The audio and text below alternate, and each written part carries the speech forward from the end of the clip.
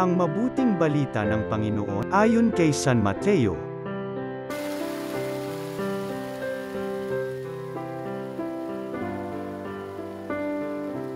Pagkaalis ng mga pantas, nagpakita kay Jose sa panaginip ang isang anghel ng Panginoon.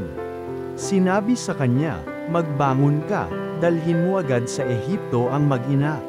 At huwag kayong aalis doon hanggat hindi ko sinasabi sa iyo, sapagkat hahanapin ni Herodes ang sanggol upang patayin." Kaya dali-daling bumangon si Jose at nang gabing iyo'y dinala sa Ehipto ang mag-ina. Doon sila tumira hanggang sa mamatay si Herodes. Nangyari ito upang matupad ang sinabi ng Panginoon sa pamamagitan ng propeta, "Tinawag ko ang aking anak mula sa Ehipto." Galit na galit si Herodes nang malamang siya'y napaglalangan ng mga pantas.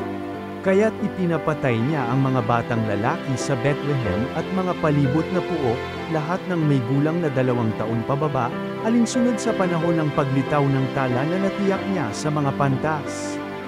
Sa gayoy natupad ang sinabi ni Propeta Jeremias.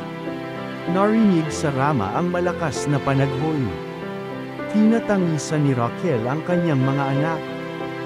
Hindi siya maaliw sa tindi ng kalungkutan dahil sa pagkamatay nila. Ang mabuting balita ng Panginoon.